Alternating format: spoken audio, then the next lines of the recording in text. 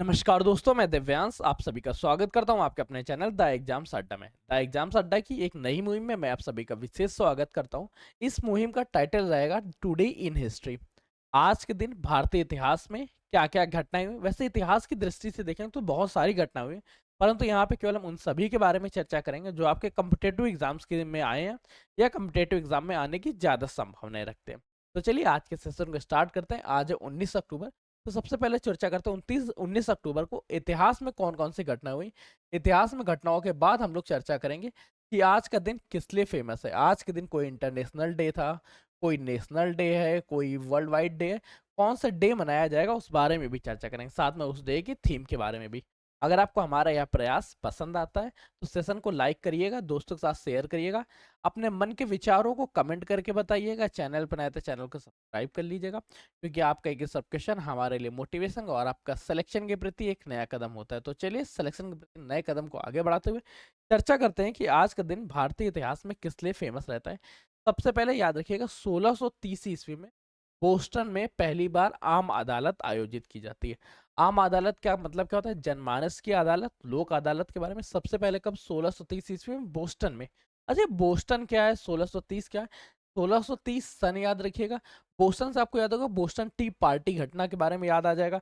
नहीं याद आता है तो ये न्यू इंग्लैंड का सबसे बड़ा शहर है। कहाँ का? इंग्लैंड का सबसे बड़ा शहर है। तो ये 2 पॉइंट्स और याद रखिएगा। इंग्लैंड का सबसे बड़ा शहर है। एक सबसे बड़े शहर होने के साथ साथ ये एक जगह की राजधानी भी। राजधानी कहाँ की है? मैसाचुसेट्स की। कैसे लिखे थे याद रखिए, मैसाचुसेट्स। यहाँ की राजधानी क्या है? यहाँ की राजधानी मैसाचुसेट्स। मैसाचुसेट्स की राजधानी क्या है? बोस्टन।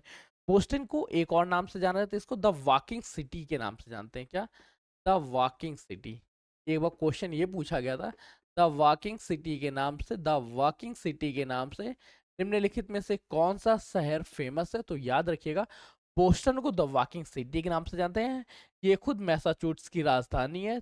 इंग्लैंड का या न्यू इंग्लैंड का सबसे बड़ा शहर पड़ता है। यहाँ पहली बार अदालत, लोक अदालत की स्थापना हुई सन 1630 ईस्वी में। सेकंड पॉइंट चर्चा करते हैं जो इससे ज्यादा इंपॉर्टेंट हो जाता है। 1722 ईस्वी में फ्रांसिस सी होपलर ने ऑटोमेटिक अग्निशामक यंत्र का पेटेंट कराया था। ऑटोमेटिक अग्निशामक यंत्र का जहां आग लगी वहां पे अपने आप अग्निशमन यंत्र प्रयोग हो जाएगा, फायर फाइटर्स के काम का। परंतु ये क्या था? ये उस समय की बात है जब आग को बुझाने के लिए जल का ही यूज किया जाता था। इसमें कारण, इसमें करते क्या थे? जल में एक छोटा सा जहां आग होती थी वहां विस्फोट कर देते थे। विस्फोट के बाद क्या होता था? आग अलग अलग फैल जाती थी और उसका जो अटैकिंग पावर होती थी वो कम हो जाती थी। 1722 ईस्वी में दो क्वेश्चन बने। स्वचालित अग्निशामक यंत्र का पेटेंट किसने कराया? स्वचालित अग्निशामक यंत्र की स्थापना की सी होपलर जी ने। कब? 1722 ईस्वी में, फ्रांस में। तो इस तरह से आपके 2 पॉइंट्स याद हुए। तीसरे पॉइंट के बारे में चर्चा करते हैं। 1943 ईस्वी में, मैं पेन चेंज कर लेता हूँ ताकि समझ में आ जाए। 1943 ईस्वी में स्ट्रेप्टोमाइसिन की खोज हुई।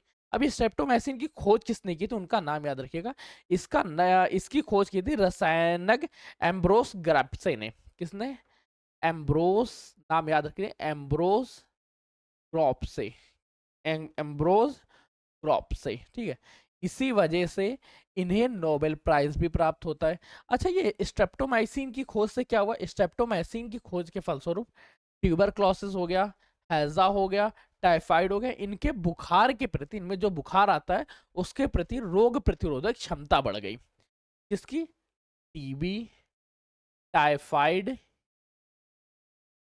हैजा, इनमें आने वाले रोग के प्रति या बुखार के प्रति रोकथाम बढ़ गई। ठीक है, प्रतिरोधक क्षमता बढ़ गई। इसी के साथ एक पॉइंट्स और याद रखिएगा जो यहाँ से फेमस बनता है। अच्छा, इस तरह की क्लास में कोई इंप्रूवमेंट या कोई सुधार की आप उम्मीद करते हो तो आप लोग कमेंट कर सकते हैं। आपके सारे के सारे मत, सारे के सारे विचारों को ग्रहण करने के लिए मैं तैयार हूँ। अगला क्वेश्चन क्या? 1954 ईस्वी में चोयूम को इतिहास में पहली बार फतेह किया। अच्छा, चोयूम है क्या? विश्व की छठी सबसे ऊंची चोटी है और ये पाई कहाँ जाती है? नेपाल और चीन के बॉर्डर पे। नेपाल और चीन के बॉर्डर पे। अब इसके बाद और दो सबसे फेमस क्वेश्चन याद रखिएगा जो ज्यादा अच्छे से पूछा जाता है। 1981 ईस्वी में निकोलस ब्यूमबर्गन और आर्थर शॉन, इन दोनों ने लेजर के लिए नोबेल प्राइज मिलता है। लेबर, इन्होंने खोज किसकी थी? लेजर स्टेप्टोस्कोपी की। किसकी?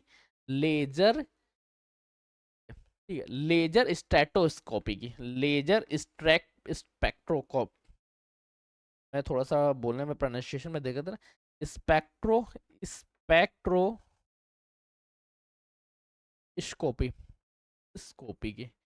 ध्यान रखना बात क्या कह रहा है, बात कह रहा है 1981 ईस्वी में निकोलस ब्यूलबर्ग और आर्थर शोन को लेजर स्पेक्ट्रोस्कोपी के लिए नोबेल प्राइज प्राप्त होता है। अच्छा, ये लेजर स्पेक्ट्रोस्कोपी होता क्या है? अणुओं व परमाणुओं के मध्य, अणुओं व परमाणुओं के मध्य ऊर्जा स्थानांतरण के फलस्वरूप, ऊर्जा स्थानांतरण के कारण होने वाली जो भी ऊष्मा का अवशोषण होगा या ऊष्मा का उत्सर्जन होगा, उस ऊष्मा का अध्ययन करने की डिवाइस लेजर स्पेक्ट्रोस्कोपी क्या होता है? यह एक प्रकार की डिवाइस है जो अणुओं और परमाणुओं के मध्य आदान प्रदान, इलेक्ट्रॉन्स का आदान प्रदान या अणुओं और परमाणुओं के मध्य ऊर्जा का जो स्थानांतरण होता है उसके फलस्वरूप जो ऊष्मा उत्सर्जित होती है उसका अध्ययन करता है। ठीक है, अगले पॉइंट्स देखते हैं। आज 19 अक्टूबर को कौन कौन से दिन मनाए जाते हैं, याद रखिएगा। सबसे पहले तो urban wild life conservation day मनाया जाता है, शहरी वन्य जीव संरक्षण दिवस मनाया जाता है। अब शहरी है तो याद रखिएगा नॉर्मल वन्य जीव संरक्षण केंद्र, विश्व वन्य जीव संरक्षण केंद्र का, विश्व वन्य जीव, याद रखना, विश्व वन्य जीव संरक्षण केंद्र, विश्व वन्य जीव संरक्षण केंद्र कब संरक्षण दिवस कब मनाया जाता है, इसका फटक से कमेंट करिए। इसके बाद तुरंत आप लोग एक और कमेंट करें, विश्व प्रकृति संरक्षण दिवस, विश्व प्रकृति संरक्षण दिवस, विश्व प्रकृति संरक्षण दिवस, विश्व प्रकृति संरक्षण दिवस। दिवस तो आप लोग लिख ही लेंगे, विश्व संरक्षण दिवस। ठीक है, सबसे पहले क्या आपको ध्यान रखना है, क्या पॉइंट्स याद रखना है। Urban wild life conservation day पूछ ले तब क्या लगाएंगे, 19 अक्टूबर 2024 को मनाया गया। अगर विश्व वन्यजीव संरक्षण केंद्र के बारे में जो विश्व वन्यजीव संरक्षण दिवस पूछ ले तो विश्व वन्यजीव संरक्षण दिवस मनाया जाता है 3 मार्च को। और विश्व प्राकृतिक वन्यजीव संरक्षण या प्राकृतिक वन्यजीव संरक्षण के बारे में पूछ ले तो वो मनाया जाता है 28 जुलाई को। विश्व प्रकृति संरक्षण दिवस कब मनाया जाता है, 28 जुलाई को। 28 जुलाई को क्या मनाया जाता है, विश्व प्रकृति संरक्षण दिवस। 3 मार्च को क्या मनाया जाता है, विश्व वन्य जीव संरक्षण दिवस। अच्छा, साथ में यहाँ पे इंटरनेशनल स्लोथ डे भी मनाया जाता है। अच्छा, ये स्लोथ है क्या? स्लोथ पहली बात तो ये एक स्तनधारी जीव है। क्या स्तनधारी जीव है? इस दुनिया का सबसे काहिल, सबसे आलसी, सबसे ज्यादा सुस्त जीव है। छोटा सा जीव होता है, एक क्षेत्र से दूसरे क्षेत्र तक जाते समय ही आप इसको 15 बार पकड़ सकते हैं। इसके आलसपन की इतनी हद है कि पेड़ पे चढ़ता भी बहुत धीमे धीमे है। इस संसार में केवल इस वजह से संरक्षित है क्योंकि लोग इसे संरक्षण प्रदान कर रहे हैं। बहुत क्यूट लगता है, एकदम क्यूटी फेस है, ध्यान रखिएगा।